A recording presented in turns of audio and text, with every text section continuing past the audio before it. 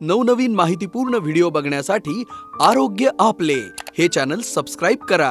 नमस्कार मित्रांनो, स्वागत आहे तुमचं आरोग्य आपल्या यूट्यूब चॅनलमध्ये। मित्रांनो, आज आपण एक नवीन माहिती बघणार आहोत, ती म्हणजे की पोटावरची वाढलेली चरबी ती कशी कमी करायची आणि त्याच्यासाठी आपण काय केलं पाहिजे या संदर्भात आजची माहिती आहे। तर मित्रांनो, आजकालच्या बदलत्या लाईफस्टाईलमध्ये एकच जे की तासनतास बसून काम करणे आणि अवेळी खाणे यामुळे वजन वाढणे ही एक कॉमन समस्या बनली आहे। पण यातही सर्वात जास्त मानसिक त्रास देणारी गोष्ट म्हणजे पोटाची सुटलेली ढेरी।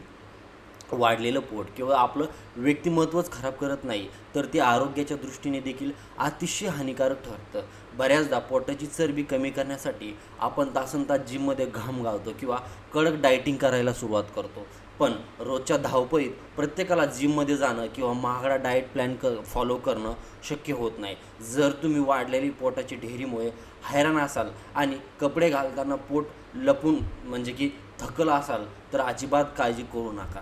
मंडळी, वजन कमी करण्यासाठी स्वतःला उपाशी ठेवायची किंवा खूप कठीण व्यायाम करायची अजिबात गरज नाही, कारण की आपल्या रोजच्या डेली रुटीनमध्ये आणि खाण्यापिण्याच्या ज्या सवयीमध्ये काही लहान पण अत्यंत फायदेशीर बदल केले तर पोटाची चरबी मनासारखी वितळू शकते। म्हणजे की वाढलेली पोटाची ढेरी कमी करण्यासाठी काही सोपे आणि असरदार असे घरगुती उपाय आज आपण बघणार आहोत। तर यामध्ये मित्रांनो, सर्वप्रथम आहे तो म्हणजे की शक्य ते 2 पायावरती बसून काम करा।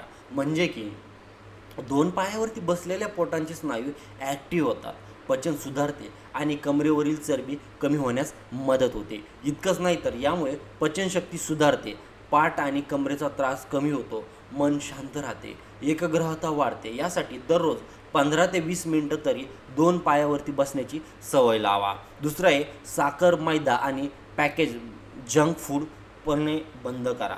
म्हणजे की साखर, मैदा आणि प्रोसेस्ड पदार्थामुळे इन्शुलिन वाढतं, भूक वारंवार लागते आणि पोटावरली चरबी कमी होण्यास अडथळा निर्माण होतो। यासाठी थंड पेय, बिस्किटे, केक, पेस्ट्री खाणं टाळा। मैद्याऐवजी ज्वारी, बाजरी, नाचणीचे पदार्थ खा। नैसर्गिक गोड पदार्थ मर्यादितच्या प्रमाणात घ्या, यामुळे पोटावरली चरबी कमी होते, दिवसभर ऊर्जा राहते, ब्लड शुगर नियंत्रित राहते, भूक व क्रेव्हिंग कमी होतात। जसं की सकाळी 9 वाजेच्या आधी नाश्ता करा। सकाळी वेळेवर नाश्ता केल्याने मेटाबॉलिझम ॲक्टिव्ह होतो आणि त्याची मदत होते, भूक नियंत्रण राहते आणि दिवसभर अनावश्यक खाणे म्हणजे की कमी होते। याचबरोबर लक्षात ठेवा की जास्त वेळ उपाशी राहू नका, नाश्त्यात प्रोटीनचा समावेश करा, रात्रीचं जेवण 7 वाजेच्या आधी घ्या।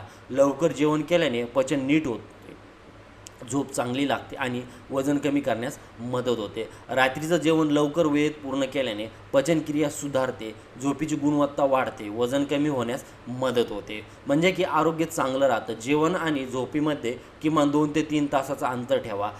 जे की जेवणानंतर लगेच झोपू नका। जेवणानंतर लगेच झोपल्याने अन्न नीट पचत नाही, जळजळ, वजन वाढणे आणि स्तुती म्हणजे की जी येण्याची शक्यता वाढते।